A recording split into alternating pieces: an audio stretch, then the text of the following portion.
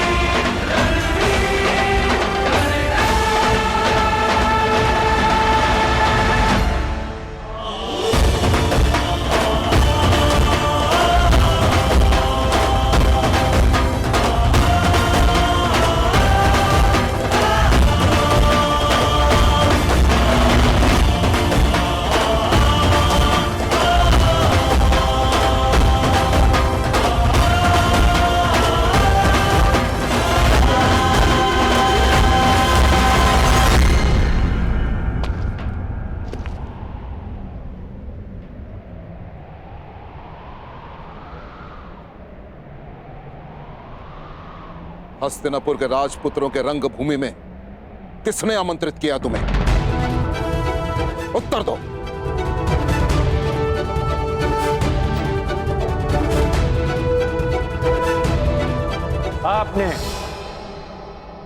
आपने मुझे स्वयं आमंत्रित किया आचार्य द्रोण। मैंने? असंभव। वो धनुष ही क्या जिसकी प्रत्यंचा में टंकार न हो, वो घुंघरू ही क्या जिसके स्वर में झंकार ना हो, वो ऋण ही कैसा जिसको चुकाने में आभार ना हो,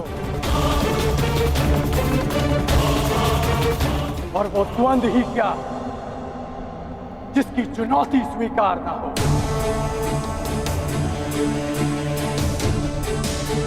आपने हस्तिनापुर की प्रजा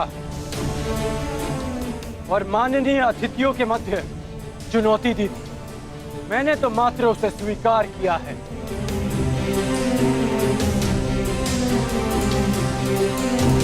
यह स्पर्धा केवल हस्तिनापुर के राजकुमारों के मध्य है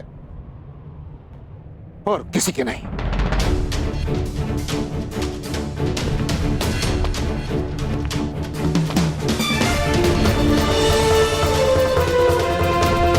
जब तक ये द्वंद्व राजकुमारों के मध्य था, मैं दर्शकों के मध्य बैठा रहा। जब तक आपके वचन अर्जुन की प्रशंसा करते रहे, मेरे बाण मौन थे।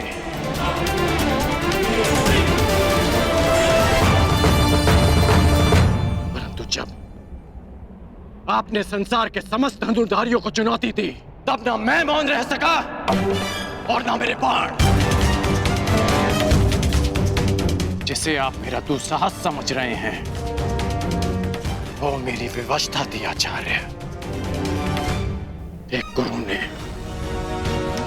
संसार के समस्त धनुर्धरों को लज्जित करना चाहा और एक शिष्य को उनकी लज्जा बचाने के लिए आना ही पड़ा। आपके अहंकार की ललकार का उत्तर था मेरा यह प्रहार, उत्तर था मेरा यह प्रहार, उत्तर था मेरा यह प्रहार, उत्तर था मेरा यह प्रहार, उत्तर था मेरा यह प्रहार।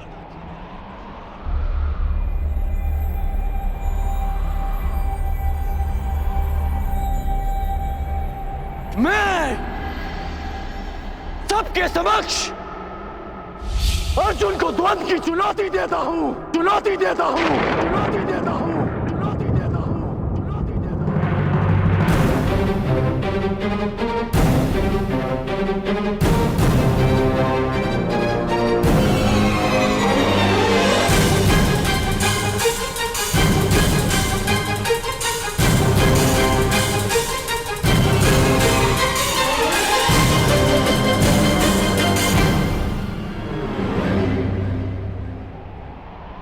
मेरे आने का संदेश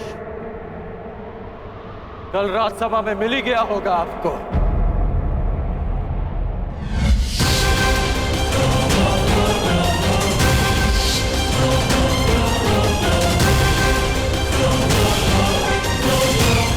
आज आपका एक और संदेश समाप्त हो जाएगा।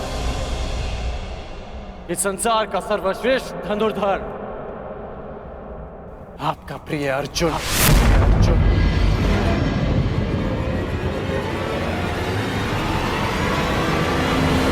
कौन है ये मूर्ख युवक विदुर जो आचार्य द्रोण के शिष्य को ललकार रहा है? और मेरा मत है कि इसकी चुनौती स्वीकार करना ही मूर्खता होगी। यदि ऐसा है तो आज मैं अपने आचार्य की घोषणा पर सत्य की मुद्रा अंकित करूंगा।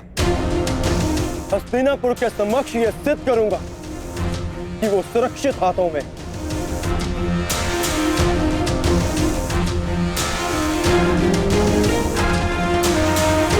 यदि तुम्हारे यहां आने का कार्य आचार्य की पुकार है तो मुझे यह चुनौती स्वीकार स्वीकार स्वीकार।